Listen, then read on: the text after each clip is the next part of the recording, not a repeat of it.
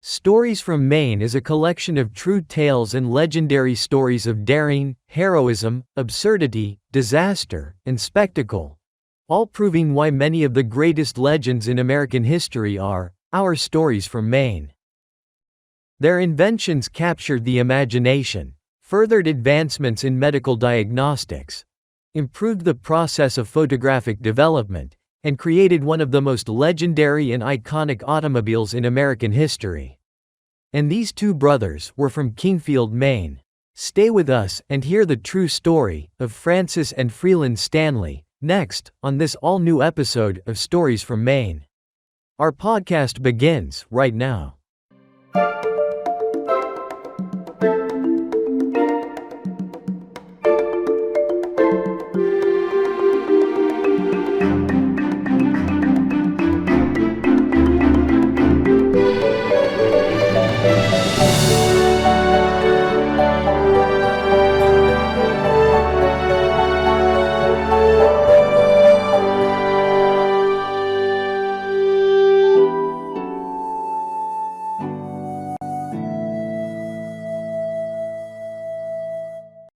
This is our Stories from Maine podcast for the second week of June, 2025. Stories from Maine is authored by historian Lori Suzanne Dell.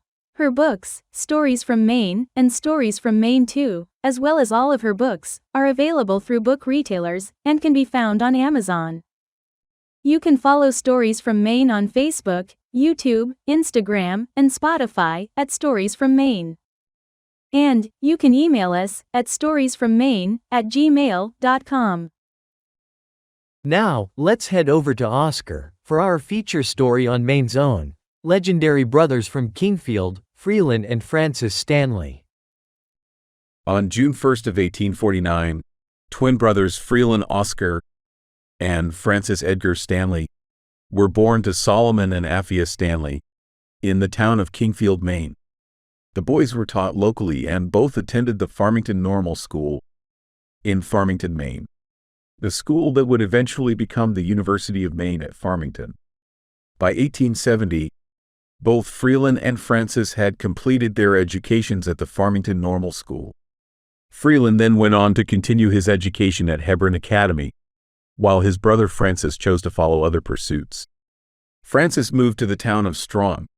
There he married Augusta May Walker of New Portland, where he taught school for a brief period and pursued his love of art and the creation of sketches and drawings that were making him quite popular.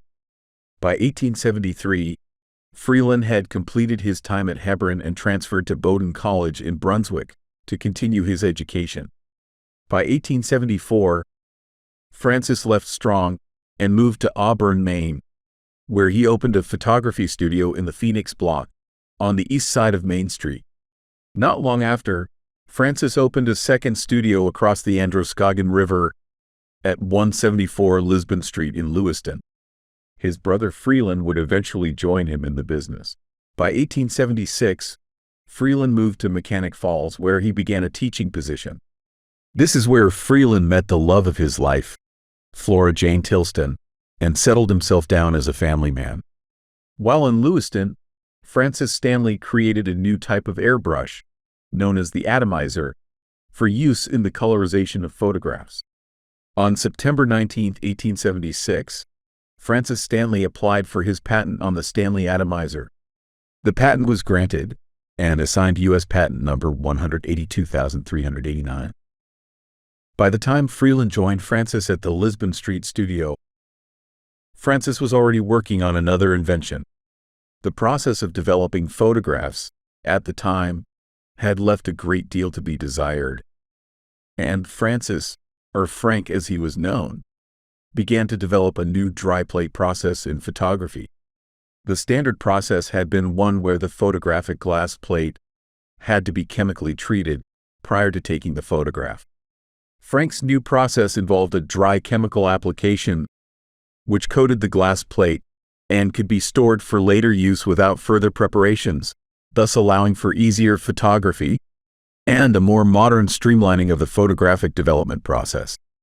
The new process became a hit with professional photographers, and the Stanley Dry Plate Company was born. For the next 10 years, the Stanley brothers worked to distribute their new innovation and the products to complete their dry plate process. Eventually, the Stanley dry plate process was in use all across America, Canada, and even in Europe. The Stanley brothers had found fame and fortune.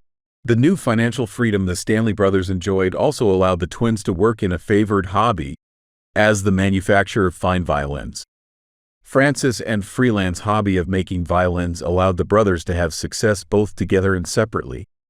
Liberty Stanley, the twin brothers' great-uncle, had made the first Stanley-made violin in early 1776, and he taught his grandnephews the craft while they were still children. In fact, Freelan made his violin at the age of 10. The Stanleys hired other fine wood craftsmen, and they were soon turning out a small number of violins each year. It is believed that the Stanley brothers, and more specifically Freelan, manufactured over 200 violins. By 1890, the Stanley Dry Plate Company was doing a huge amount of business, and the brothers decided to open a factory in Newton, Massachusetts. Freelan left Auburn, where he and his family had been living, and relocated to Newton to oversee the opening of the new factory. Meanwhile, the Stanley business interests in Lewiston were continuing, and Francis remained in Maine to oversee the businesses. By 1882, Francis takes his family to England, where he promotes the dry plate process and signs contracts which further increase the Stanley fortunes. When Francis returns to Maine later that year, the decision is made to join his brother in Newton. By 1894, Francis builds a new house in Newton and moves his family into the home. But the brothers never completely left Maine. Each year, the Stanleys returned to Maine for holidays, visits, and vacations, as well as for business. By 1895, the Stanley dry plate process also became a hit in the new field of medical diagnostic X-rays, as the dry plate photographic process could also be applied to X-ray plates, again, streamlining the process. The brothers also invented their own X-ray machine. Massachusetts General Hospital is said to have been one of the Stanleys' biggest customers. With a booming business at Newton, the Stanley brothers expanded their manufacturing facility to meet the demands of the dry plate business. Then, 2 years later, the Stanley brothers would risk it all for a brand new idea, one that would make them American legends. We'll be right back. All new weekly episodes of our Stories from Maine podcasts stream each Saturday on our YouTube channel. Our original Stories from Maine weekly articles appear in the Maine newspaper, the Times Record, and can be found on newsstands and on their website each Friday. And, beginning on July 1st of 2025, our Stories from Maine podcast will no longer stream on Spotify. Instead, all of our Stories from Maine podcast episodes will stream only on our YouTube channel. So, please head on over to our Stories from Maine channel on YouTube and subscribe to keep enjoying our all-new, weekly podcast episodes. Thank you, Rachel. Now, let's go back to Oscar for the rest of our story on the legendary Stanley brothers of Kingfield, Maine. In 1893, Frank Duryea of Springfield, Massachusetts had opened the first horseless carriage motor company with his brother. The Duryea Motor Wagon Company had produced some limited-powered automobiles and inspired the Stanley brothers, who believed they could produce a better car. By 1896, the Stanley brothers were based in Newton, Massachusetts, and their dry plate company was the majority of their massively profitable business ventures. The Stanley name had already spread across the nation and much of the world, and the brothers still visited their Maine roots numerous times each year. Visits with friends in Lewiston and Auburn, as well as family back in Kingfield, kept this large family connected. By 1897, the Stanley brothers began visiting the 130-acre Squirrel Island, located just off the shore of Southport, near Boothbay Harbor, Maine. Also in 1897, while Henry Ford was test driving his quadricycle on the streets of Detroit, in Michigan, the Stanley brothers began a new area of business.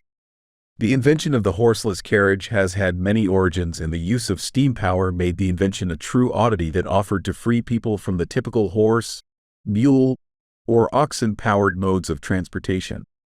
In that year, the Stanley brothers had invented their first Stanley steamer, a simple automobile powered by steam, at their Newton facility, and the brothers opened their newest business venture, the Stanley Motor Carriage Company, in Newton, Massachusetts. Their steamer was built upon wooden bodies, complete with spring suspensions, and powered by a small steam-generating engine. The automobiles became instant hits with automobile consumers and earned the nickname of the Flying Teapots. In their first 2 years of operation, the Stanley brothers sold over 200 of their Stanley steamers, outselling all other automobile manufacturers in the United States. And the Stanley brothers' success was initially helped along by other Mainers, who also had a hand in the manufacturing of the first Stanley autos. Back in Mechanic Falls, Maine, Chan Bucknam built many of the initial steam boilers for the Stanley brothers, while J.W. Penney and his sons built 12 of the steam engines at their garage, also located at Mechanic Falls, Maine. In 1899, Freelan and his wife Flora had set out on an adventure to drive the Stanley carriage to the top of Mount Washington in New Hampshire. Although the couple had to continually stop to fill up with water, by which to power the car, the couple made it up the steep roadway to the top of Mount Washington, a distance of nearly 8 miles, in approximately 2 hours and 10 minutes. The Stanley brothers also took advantage of other marketing tools to find success for the Stanley steamer. Late in 1899, United States President William McKinley became the first American president to ever ride in an automobile, when Freelan Stanley took the sitting commander-in-chief out for a tour of Washington, D.C. in a Stanley steamer. By 1900, the Stanley brothers had sold their Stanley Motor Carriage Company to Amzie Barber and John Walker for over $250,000. But by 1901, both Barber and Walker feuded, separated, and divided their new business interests, and the Stanley brothers were determined to reopen their car company. By 1902, the Stanley brothers were back in the automobile business after creating a new blueprint of their original automobile designs, and the brothers had purchased their original patents back from Walker that next year. Then in 1903, Freelan was stricken with a bad case of tuberculosis, and he and his wife Flora moved to Colorado on advice of his doctor. Within a year, Freelan was back in New England and feeling much better. In 1905, determined to focus more on their Stanley steamer cars, the brothers sold their original Stanley dry plate company to George Eastman of Eastman Kodak fame. Now, the Stanley brothers were even more wealthy and had the funds to reinvest in ventures like their new Stanley steamer. In 1906, the Stanley brothers had sold nearly 700 of their automobiles, and their Stanley steamer had set the world record for the fastest mile by an automobile in auto history. The Stanley steamer had gone approximately 127 miles per hour, a record not broken by a steam-driven automobile until 2009. By 1908, the brothers built their summer home, Sunny Haven, on Squirrel Island, and the Stanley brothers and their families became regular summer residents on the island resort. By 1911, the popularity of the gasoline-powered internal combustion engine in automobiles had revolutionized the auto industry, with men like Henry Ford in his Model T and Henry Leland in his Cadillac mass-producing less expensive, gasoline-driven automobiles. The popularity of the more costly Stanley steamer was beginning to wane. We'll be right back with the conclusion to our story. Stay tuned! On July 1, 2025, Stories from Maine shall no longer stream on our Spotify channel. Instead, we shall stream all of our weekly podcast episodes exclusively on our YouTube channel. So please take a moment to subscribe to our channel on YouTube at Stories from Maine. And we welcome you to follow Stories from Maine on our Facebook page and join over 40,000 followers in learning why the greatest legends in American history are our Stories from Maine. All original content in our Stories from Maine podcast are copyright 2025, with all rights reserved. And you can email storiesfrommaine@gmail.com. Now, let's get back to Oscar and the conclusion of our story. By 1918, while the First World War was ongoing, Freelan Stanley had built the Stanley Hotel in Estes Park, Colorado, and he was spending a lot of his time there. Meanwhile, Francis was spending the summer at Squirrel Island off the coast of Maine. On Wednesday, July 31st of 1918, Francis had taken the ferry from Squirrel Island to the mainland, where he climbed aboard his car and drove to Woolwich, where he and his car took the ferry to the city of Bath.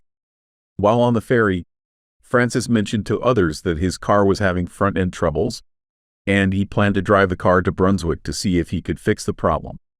Later that day, while crossing over the Ipswich-Topsfield town line in Massachusetts, Francis Stanley's car went off the road and flipped over. Francis was trapped under the heavy automobile. Later that night, Francis Edgar Stanley died from internal injuries sustained in the crash. He was 69 years old, and he was buried at Newton in Massachusetts. Shortly after his brother's death, Freelan sold his interests in the Stanley motor car business, and the last Stanley steamer was built and sold in 1924. Although Freelan lived a productive life after his brother's death, Freelan Oscar Stanley passed away at the age of 91 on October 2nd of 1940. He was buried back home at Kingfield, Maine. During his life, Freelan had given the money for the building of the Stanley School in Kingfield. Today, this building houses the Stanley Museum, which is open to the public and celebrates the lives of Maine inventors and icons, Freelan and Francis Stanley. Today, two of the greatest American legends in Maine history are Freelan and Francis Stanley, whose lives serve as one of the best of our Stories from Maine. We hope you have enjoyed this episode of our Stories from Maine podcast. Come back next Saturday for another all-new episode. Thanks for listening.